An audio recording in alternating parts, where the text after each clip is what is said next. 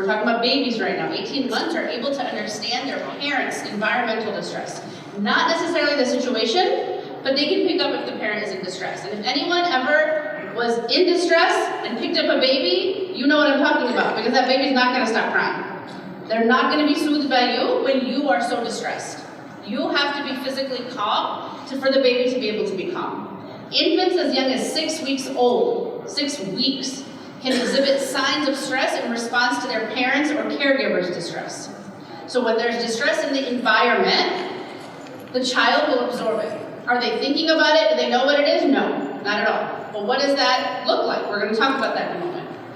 Older children who are able to talk still might not share what they are stressed about, or even be able to share that they feel stress. Younger kids can't always verbalize it. Older children sometimes know, I don't feel good, something feels wrong, I have uneasiness, but I can't put a name to it. Sometimes kids can feel worried about, I don't want to make my parents more stressed by telling them about my problems. Children as young as 3 and 4 years old have said this to us, that my mom has been crying, there was a death in the family, or something happened, I don't even know what happened, but my mom's been crying, my dad's been upset, everyone's been quiet, so I didn't want to tell them that my stomach's been hurting for 3 days, or I didn't want to tell them that I haven't been to the bathroom, because I don't want to cause them more distress. Sometimes parents will tell us, like, particularly in the last couple months, a lot of families have been telling me, we don't talk to our children about what's happening in Palestine, they don't know what's happening, they have no idea. Kids always know. They may not know the truth that you want them to know. So if you're not telling them, they're going to know something, and it's going to be whatever version they either hear from someone else, they hear from a classmate, they hear from a sibling, they hear from a neighbor. They're going to hear it somewhere. They're going to hear, a woman tell me that her son overheard something on the television at the doctor's office waiting room, and asked mom immediately, but wait, that's where our family lives. What's happening? And in the middle of the waiting room, she had to suddenly answer this question, and she wasn't prepared for that. Reading online posts. Anybody who has an iPad or access to a phone, even if it's for a few minutes while, like my son's on his iPad right now in the back while I'm up here, I have to be aware that if you don't turn it off, like he can get those, if I have like news apps or whatever on my device, it's going to pop up, and he's going to be able to read it. So the idea that we can protect them and they don't know is absolutely not true. Just wanted to add there, Rebecca Syed. So the worst thing that happens with children, unfortunately, is because they can't make sense out of the stress. Like if they see parents, there's research on like even loud voices, like parents are arguing out loud, and that causes stress to the child. I remember one time my wife and I were just talking about, what type of biryani is better, like the one with the potatoes or without potatoes. And we just got into like a little bit of like passionate kind of discussion. It wasn't important, it wasn't like we're fighting, arguing. But like, as we were talking, my older one, who at the time was probably I think 2 or 3, you could see he's like, because he doesn't know what's happening here. He doesn't even like, maybe he likes it not, but at that age he doesn't care what biryani is better. But that was stressful for him. And what children tend to do is they internalize the stress. They start blaming themselves. They think there's something wrong with them. The relationship between children and parents is so delicate.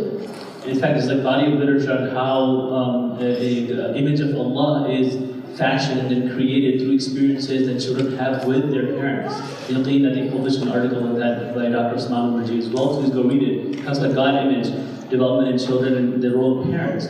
So that's a very delicate relationship, and what children tend to do is they tend to create their worth, their esteem, their value through what parents are doing and how the parents are interacting with them, right?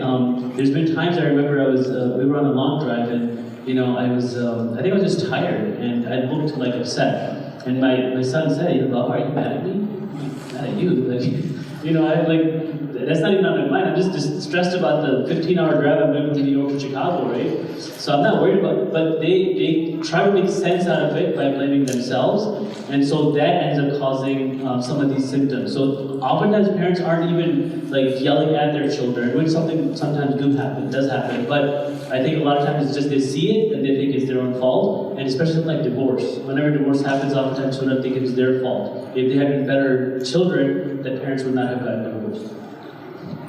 So what does stress end up actually looking like? A little bit we've mentioned. So babies, like we've said, can pick up anxiety and stress in the caregiver. So as Dr. Khan said, loud noises, yelling, or even irritability. What does that look like in the baby? It could look like increased fussiness, more spit-ups, less quality time of sleep, much more crying and difficulty being soothed. Kids as up to age 3, again, these kids are starting to be verbal, but not necessarily aware of what they're hearing, but they can pick up the stress in the environment. So you're going to see more emotional outbursts, increased irritability, emotional withdrawal, unusual clinginess or difficulty to be soothed, and increased defiance.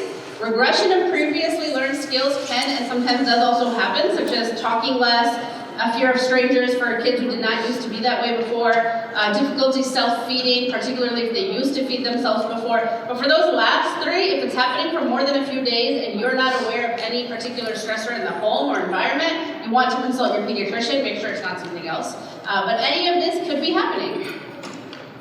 Early elementary also, you're going to see emotional outbursts where there's not necessarily an evident reason. Increased irritability, trouble sleeping, children who are fully sleep trained, able to sleep in their own room on their own, now wanting a parent to sleep with them or keep coming into their parents' bedroom, saying that they're having nightmares, withdrawing from others, reports of stomach pains or headaches, increased bathroom accidents, increased defiance. So it's important to be able to understand that if there's a stressor in the home and you're seeing increased defiance, bathroom accidents, this is not misbehavior. This is the child not knowing how to verbalize what's happening, it's not being addressed, and it has to come out somewhere. The same way we need it to come out somewhere, so do children.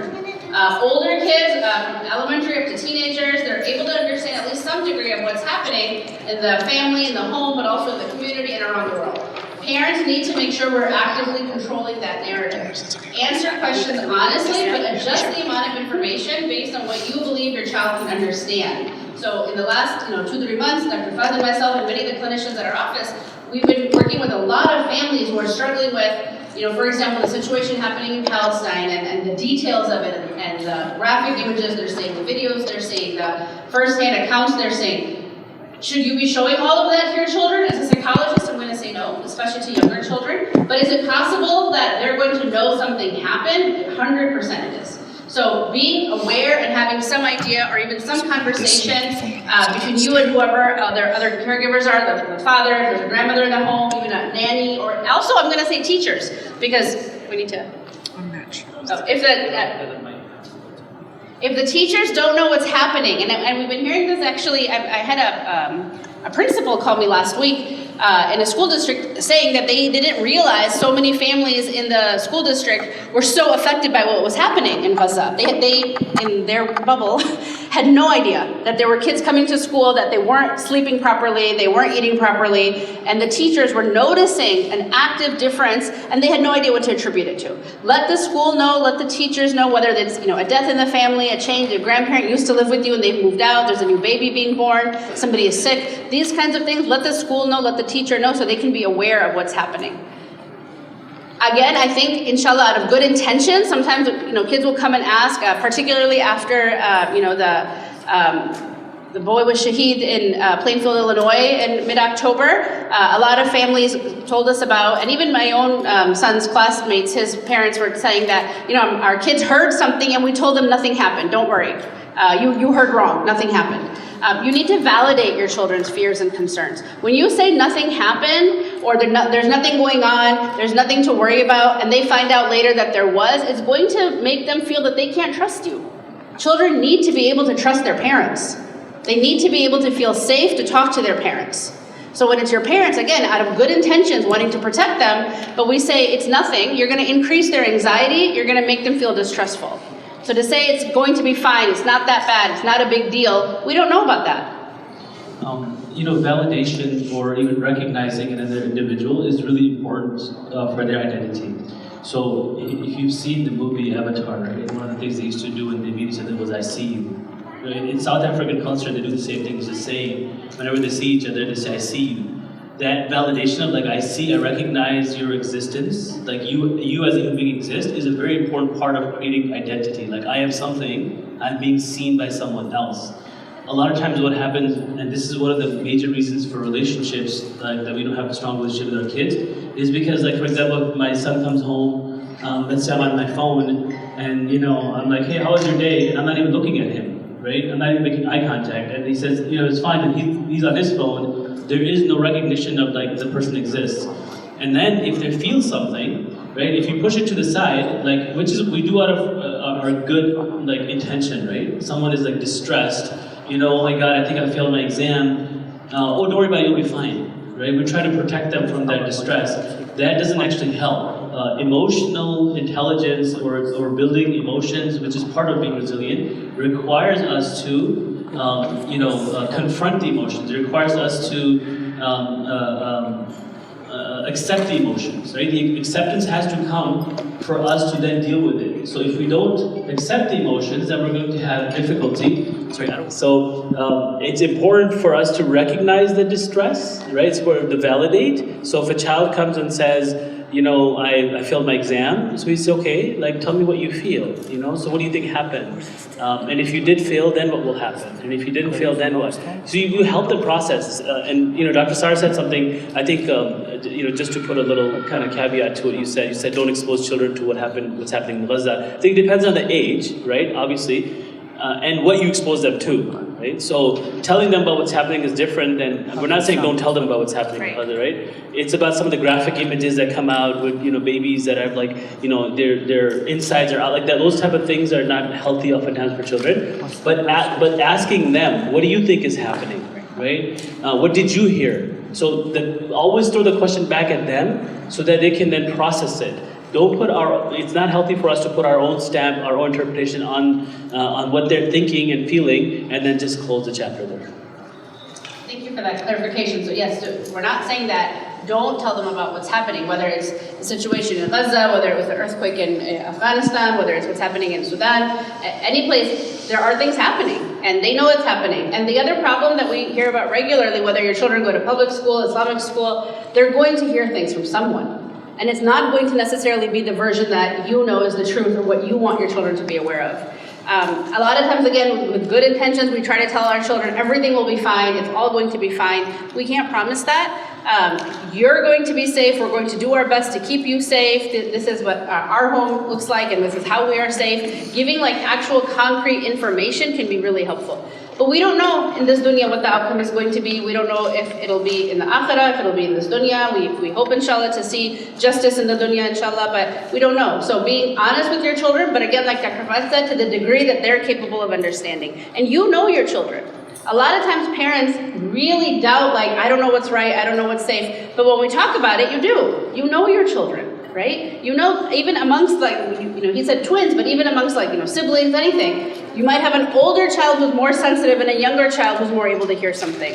You might have, you know, one sibling who absolutely can handle this and be okay and another who can't. So we're gonna have to adjust based on each child and have these conversations, but also the bigger thing here is to keep that door open. This can't be okay, we talked about it, we spent 30 minutes on this and now we're done. Right? It has to be an ongoing conversation. If you have new questions, if there's something you don't understand, if it's something that occurred to you, ask us and we can talk about it. And be honest, because the very, you know, real truth is, even as parents, we don't have all the answers. Right? Our kids are going to ask us, well, why can't they do this and why can't we do that? I don't know why. That sounds like a great idea. I wish I knew. I don't know either. Right? Let's make dua about it. Let's make dua that Allah can make that happen. Giving them those types of tools. So ways to help manage your children's stress is to really do your best to set clear expectations. Kids thrive, as much as they may say they don't, kids thrive on structure. And chaos causes uncertainty and increased anxiety. So what that means is if I know every day dinner is at this time, I know that I'm supposed to get my homework done. I know that at this time I go to bed, or on this day I take a bath, or you know, once a month we go visit so-and-so. Keep that routine as much as you can. Sometimes things happen that doesn't allow that, and that's, again, that can be distressful, but we all have to learn to manage those feelings. But even when I'm not doing well, when I don't feel like it, keeping that routine going helps your children keep that structure in their life. Have limits and boundaries and be clear with them. Recognize burnout and acting out due to emotional or physical fatigue versus misbehavior. Again, you know your children. Trust your instinct, trust your gut. There's a difference between, you know, my 5-year-old didn't nap today, or my 3-year-old hasn't eaten and they're acting very cranky and misbehaving, versus something's going on. Right? Like we know that, okay, that we need to make sure that he gets a nap, we need to make sure that we talk about what's happening, versus like there's actual misbehavior, like you don't know what the boundaries are or what the limits are. But most of the time, especially with younger kids, there's almost always something at the root that we didn't recognize or we're not giving credit to. And usually that is something that threw off whatever their routine is. And as parents, we have to pick our battles. We cannot pick every single battle. As Dr. Fahad was talking, I'm imagining that, my son comes home and says, I think I failed this test. Maybe I want to get upset. I told you, you should have studied more. You didn't do that assignment. You could have, gone to bed earlier and been better prepared, and you didn't eat breakfast. We want to say those things, and there's a time to say those things. But in that moment, if your child comes to you in distress, like, oh my God, I think I failed this test, that's not the time for it. Because what are we going to do? We're going to add to that distress, right? And again, they're not going to feel safe to come to you. That conversation does need to happen, but choose wisely when it should happen. Right? Giving them some clarity in that moment, like you said, let's talk about it. What will happen if you do fail it? Will the teacher let you have a makeup? Is there a way to earn extra credit? Have that conversation, let some time go by, and then, hey, listen, last time, I told you, you need to go to bed on time, you need to study more, you need to review the assignments, you need to say no when your friends wanted to go out. We have to make sure you do that this time. That conversation should happen, but choose your battles. Healthy coping has to start with the parents. You have to make sure you manage your own stress so that we can be an example to the children and how to manage theirs. Talking about the problem can be very helpful for most kids, not all kids. And some kids need time before they're ready to talk about it. So even just being clear that I know you're hearing about this, I know you overheard, your father and I had an argument, or you overheard me talking to your aunt about this situation in our family. If you have any questions, let me know, or we can talk about it, and then let them know that they can come to you. Some crave physical comfort, some do not. I've had kids even as young as 7, 8 years old say, I just wanted to be left alone. I didn't want a hug, I didn't want anyone to hold my hand. The majority of kids want some sort of physical comfort, and as parents, especially as a mother, I want to be able to give it. But we also have to recognize that, is this something that's helping my child, or am I doing this because I feel better doing it? Quiet activities or alone time can be fine. Even kids who are very rambunctious, sometimes it feels odd, like you never sit still, and right now you're just sitting quietly and reading a book or doing a puzzle. I used to pray for this, but now it's really weirding me out. That can be okay. Let them have that time.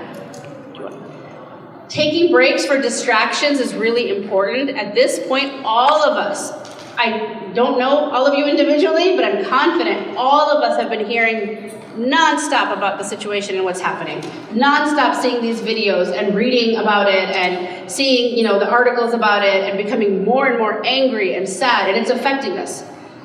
Especially in the beginning, so many of our clients would come to us and say, I feel guilty for taking a break. I feel guilty for, accepting this dinner invitation, or, I had already bought these tickets. I feel bad if we go on this trip. The distraction is healthy.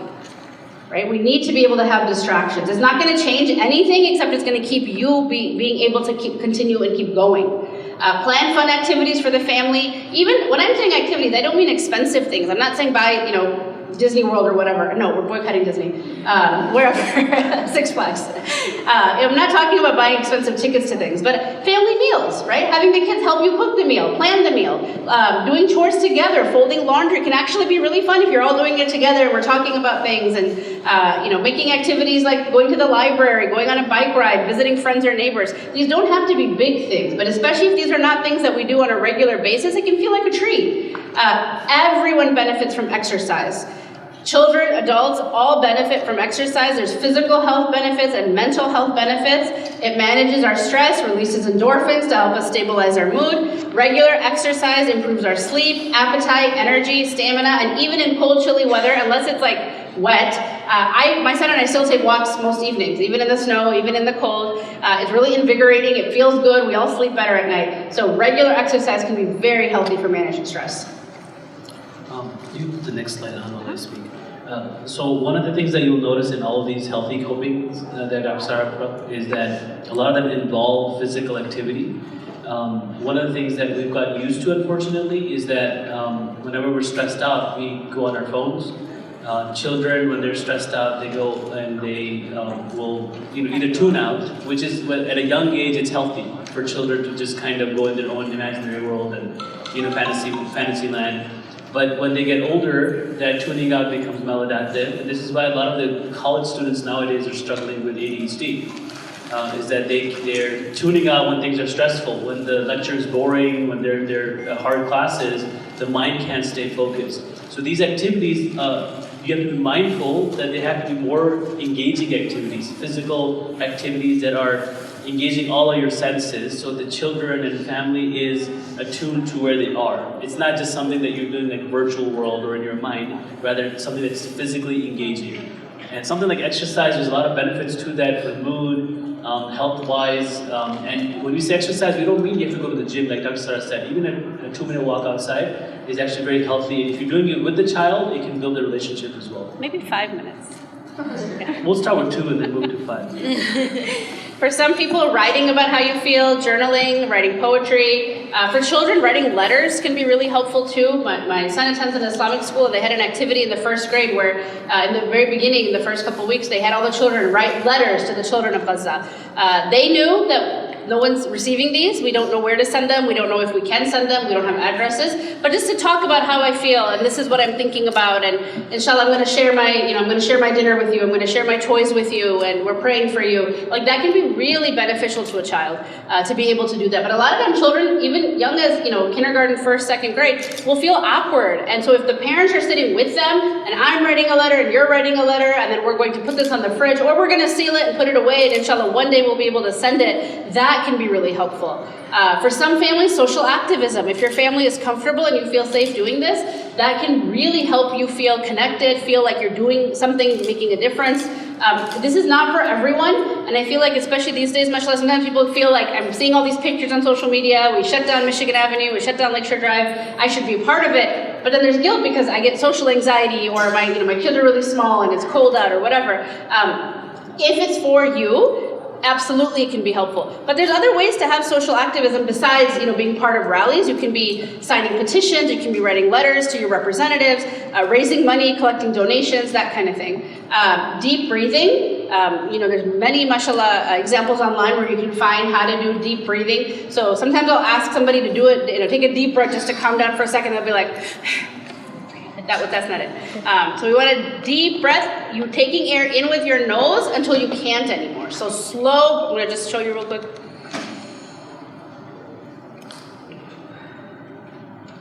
In with your nose until you cannot inhale anymore. Hold it for a few moments. Slowly exhale from your mouth. Right? And have your children do this with you, right? When they seem really upset, they're talking fast, they're screaming, they're trying to tell you, he did this, or my brother did this, my sister did that. Like, let's first take a breath together. We have to, as Muslims, utilize our spirituality.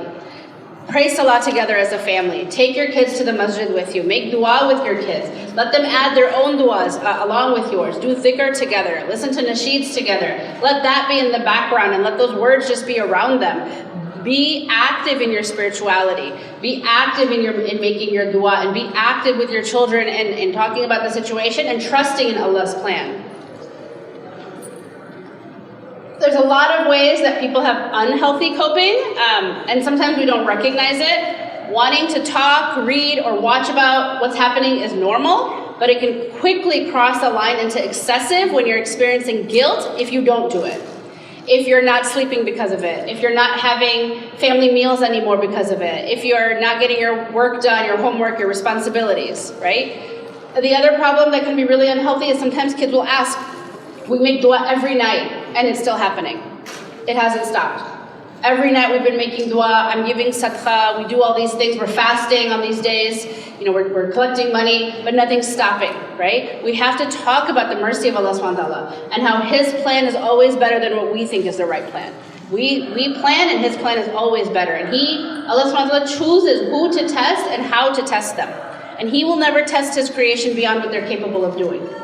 There's a reason we're not being afflicted with this test right now. He knows that we couldn't do it. So we have to talk about that openly and learn to trust that Allah subhanahu wa ta'ala is in charge. He knows everything that's happening, and this is part of His plan. And our job is to make dua about it, and our job is to do our best to cope with it. And just to add to that, even if we are the best parents in the world, so the best people to walk in this earth were the Anbiya, were prophets. I think everyone here can agree. And we have a beautiful story of Nuh alayhi salam in the Quran, where Nuh alayhi salam lived hundreds of years, and his son, who was about, I think, 300 or so, it's an estimate, when the flood happened. So the story in the Quran is very clear that when he asked his son to join him, his son said, no, I'm going to go on top of a mountain and I'll be fine. And then when the wave came between them, وَحَالَ بَيْنَهُمَا الْمَوْجُ فَكَانَ مِنَ الْمُغْرَقِينَ, and he became amongst those who drowned. And the heart of a father cried out, right? So he asked Allah subhanahu wa ta'ala, Inna bini min ahli, wa inna wa'daka al-haq. And so it goes on, and Allah subhanahu wa ta'ala said, no, laysa minna. He's not your family because he wasn't righteous. The point of me mentioning that is that you could be as good as a prophet, right? With a strong relationship with Allah, but you cannot guarantee that your son, or we cannot guarantee that our children will be guided. So Allah is very clear in the Quran, Allah la yahdi man ahbabta walakin Allah yahdi man yasha, right? Allah does not guide those whom you love, but Allah guides whom He wills. So we have to kind of come back to our aqidah sometimes, because a lot of times parents feel a lot of guilt. We do the best we can. If we made mistakes, we ask Allah for forgiveness, but that doesn't mean that the outcome will always be what we intend and what we want it to be. So we wanted to have enough time to answer some of your questions, and I believe we've been getting some on the app. We have time for a few questions. I'll start with my first. Should I not force my kids to talk when they don't want to? I pull things out of them after my divorce to make sure they're okay. Is this wrong?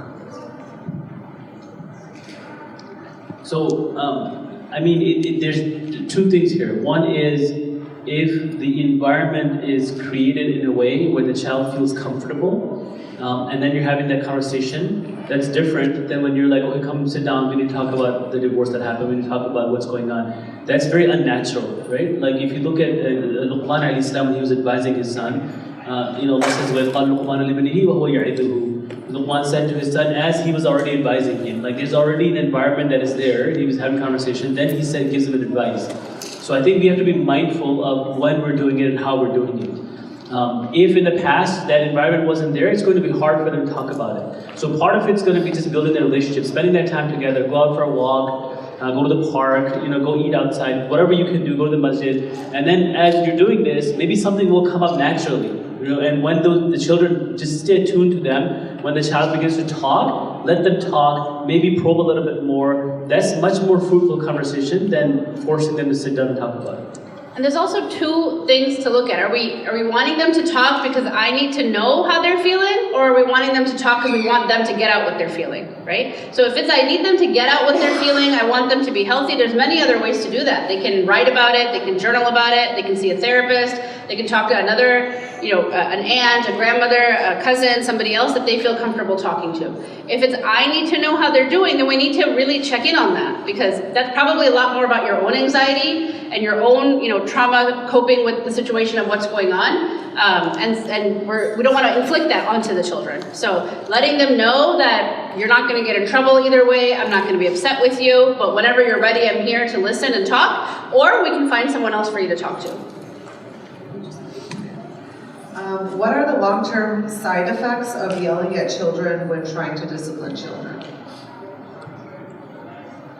The most, I don't know if obvious is the right word, but the most common one is that it stops having any effect, right? After a while, we get so used to being yelled at that it stops feeling like anything. It just becomes the norm, right? And that means that we're gonna have to escalate, and that can be dangerous.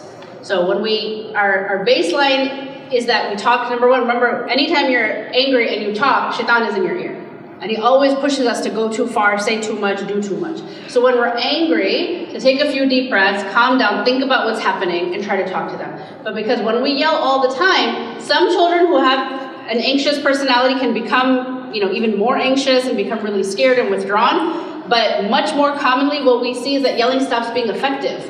And then the parents have to escalate to the next thing, and then that stops being effective, and then escalate, and then that's just very unsafe for the family. I think the worst side effect for me that I've seen in therapy, especially with teenagers and young college students, is that they run away from the deen. They turn towards atheism or become agnostic, and a lot of it is the emotional or lack of emotional relationship with the parents, and the yelling and screaming that has led them to it. And then if you come down from that, I mean, some children in their adult life can turn into substances to soothe their own relationship in the future is affected. So I don't know if the question asked about that long-term of an effect, but it can have severe, I think, effects later, especially if it was a constant, negative, the household is constantly yelling, and that trauma that's experienced again and again and again. If you look at dissociative identity disorder, that can also happen because of this constant stress that happens at home. So there's a lot of very unhealthy, negative long-term effects, but I think the worst is that they turn away from the deen. Thank you. I have one more. Actually, I have quite a few. We'll try to get to as many as we can. Is the stress coping strategies for children and youth who are with ADHD and ADD different than other kids? If so, how should it be addressed? So I like talking about ADHD because I have ADHD, and my family it's like very common. But a lot of the ADHD right now, unfortunately, is not really ADHD. Everybody, I mean, who here can sit and focus? I think at some point in our conversation you probably got lost, right? Like most people can't focus. We live in an overstimulated world constantly. So children are like that too. Most children, if you take away their devices, their iPads, after a few minutes they start to like get bored and they can't sit still, right? So we think it's ADHD. Screen exposure itself, exposure to screen can cause ADHD-like symptoms in children. So it's not always that it's going to be ADHD, but if it is pure ADHD, then parenting skills have to be you have to be very top of your game.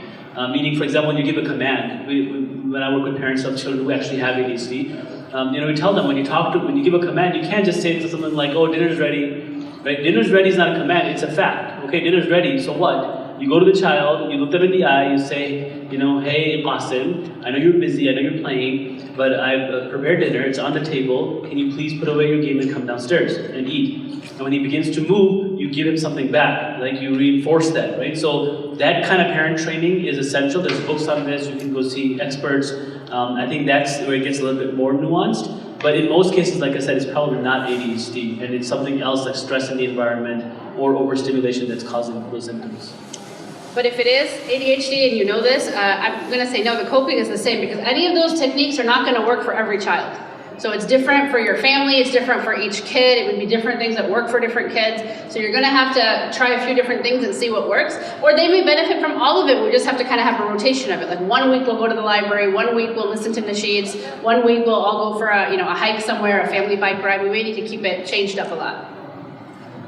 Alright, I think we have time for this. This will be the last question. My child stresses for everything and everyone around her. I continually tell her not to worry about others and just take care of herself. She smart answers me that I'm a Muslim and we must take care of everyone. She's correct with the stress she goes through worrying about everyone and everything is causing her so much anxiety.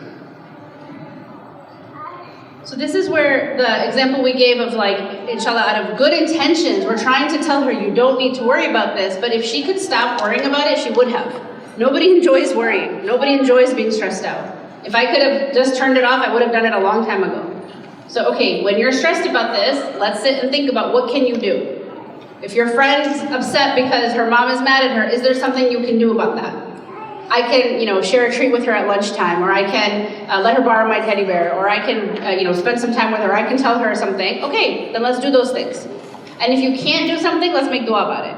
And maybe that can be part of their daily routine too, is we make dua about whatever it is that you're stressed about, we make dua for Allah to take care of it and Allah to take over it. Sometimes for kids who have high anxiety about when you say everything, write it down. Write it down on separate little sheets of paper and let's start keeping it in a jar. And we'll put it away and we'll make dua for Allah to manage it. But we have to be able to recognize what are the stresses we can actually do something about and what are stresses we cannot do something about. Just to add to that, children who are very intelligent have more stress.